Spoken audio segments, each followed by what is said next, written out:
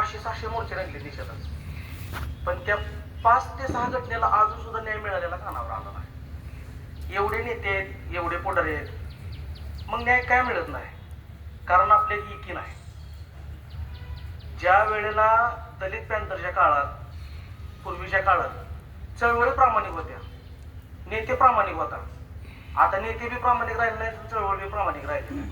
जी ती ज्याच्या त्याच्या पद्धतीने उठतंय, निषेध व्यक्त करते, ज्याच्या त्याच्या पद्धतीने उठतंय, वेगळा मोर्चा काढते. असं करायची काही गरज नाही दादा. ही एकी तुटलेली आपल्यात आणि एकीचा फायदा इथली सत्ताधारी आणि प्रस्थापित व्यवस्था घ्यायला लागली. आता या गोष्टीच्या निषेधात मी परवा दिवशी अकलूज बंदचा नारा दिला. अकलूज बंद ठेवायचं असं मी ठरवलं आणि ह्या बंदच्या बाबतीत मी आमच्या अकलूजच्या उपनगराध्यक्षांना भेटलो. आता ही सत्य घटना तुम्हाला सगळ्याला सांगतो, ही काय भाषण करत नाही. तर त्यांनी मला 1-2 वेळा बोलवून सांगितलं, ठीक आहे बाबा, तुमच्या समाजात मोठी घटना घडलेली आहे, आपण त्याच्यावरती निषेध म्हणून बंद ठेवूया. मला एकदा बोलवलं, दुसऱ्यांदा बोलवलं आणि सांगितलं की संध्याकाळी आपण शांतता कमिटीच्या वतीने मीटिंग जाहीर करून, शांतता कमिटीच्या वतीने मीटिंग घेऊ आणि जाहीर करू की आम्ही अकलूज शहर उद्या बंद ठेवणार आहे म्हणून. आज संध्याकाळी अचानक 10 वाजता उपनगराध्यक्षांचा मला फोन येतून म्हणतात की शांतता कमिटी नको म्हणते. मी त्यांना एकच सांगितलं, शांतता कमिटी तुमची, सगळी इथली राज्य व्यवस्था तुमची. शांतता कमिटी जर शिखर केलं सांगितलेलं ऐकत असं तर तुम्ही सांगितलेलं काय ऐकत नाही. मी एवढ्याच ठिकाणी त्यांना जाब विचारला तर त्यांनी मला सांगितलं, ठीक आहे, तुम्हाला तुमच्या पद्धतीने जे करायचे करा.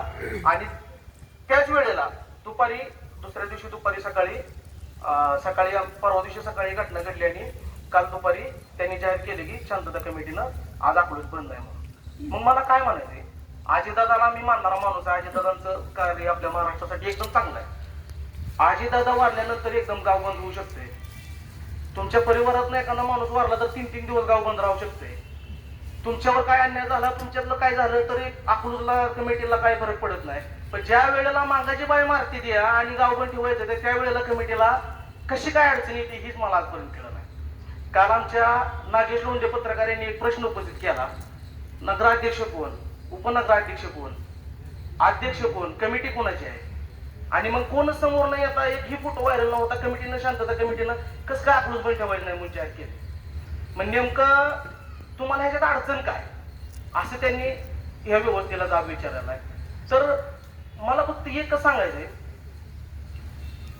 हे उशासाठी प्रकरण जे आहे हे आपण एवढा कालवा करतोय, न्याय मागायची भूमिका घेतोय, पण ही ह्याच्या मागे गुपित दडलेला आहे. इथले जे खासदार आहेत, आमदार आहेत, आज मला सांगा, अकलूज मध्ये एखादा बड्डे असला तर खासदारांना जायला वेळ आहे आणि उशासाठीच्या घरी जायला वेळ नाही का?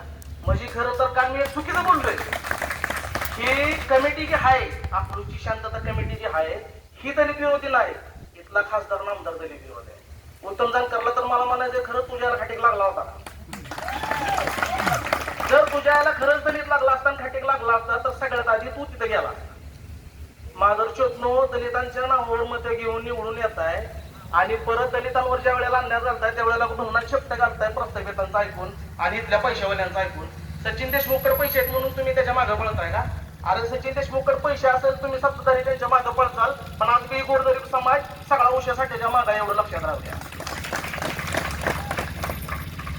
या प्रकरणात आपल्या सगळ्या माळशिरस तालुक्यातल्या दलित लोकांनी, दलित समाजाच्या पुढाऱ्यांनी जातीनं लक्ष घालण्याचे कारण तुम्हाला सांगतो, सचिन देशमुख जे आहे त्याचा मोठा भाऊ, लहान भाऊ योगेश देशमुख हा अकलूजच्या सोसायटीवर चेअरमन आहे आणि तो चेअरमन असल्यामुळं ही सगळी लोक जाऊ देत नाहीत आणि इथली सत्ताधारी लोक ह्यांना थोडक्यात इथला प्रशासनावर पकड ठेवले ह्यांनी.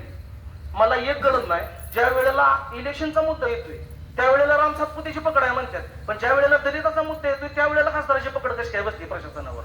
म्हणजे जाणीवपूर्वक दलितांना न्याय नाही मिळाला पाहिजे अशी इथल्या प्रस्थापितांची भूमिका आहे. तर मला एवढंच सांगायचं, आपण फाशीची मागणी करायला आलोय, आपण फाशी द्या त्यांना म्हणतोय, पण माझं तर असं म्हणणं आहे, इथल्या इंग्रजांनी शासन करताना जेवढा आपल्यावर जुलूम केला नाही तेवढा आताच्या सगळ्या प्रशासनानं आणि सत्ताधाऱ्याने आपल्यावर जुलूम लावलेला. कारण जर समजा आत्ताच्या काळात एवढ्या मोठ्या कुटाण्यात जर आता मग अशा आमच्या अभिनव कुणी जर सांगितलं की कांबळेला लगेच फाशी होती पण देशमुखाला होत नाही, देशमुखाच्या बापाला आरोपी करायला 5 दिवस जाते का? तुमच्या दम नाही का प्रशासनात तेवढा देशमुखाला आरोपी करायला? तुमच्या जर देशमुखाला फाशी द्यायला दम नसेल प्रशासनाच्या गांडीत तर त्याला आमच्या ताब्यात आंबेडकर चौकात नेऊन त्याला नाही फास देऊन जाऊ नका बोला.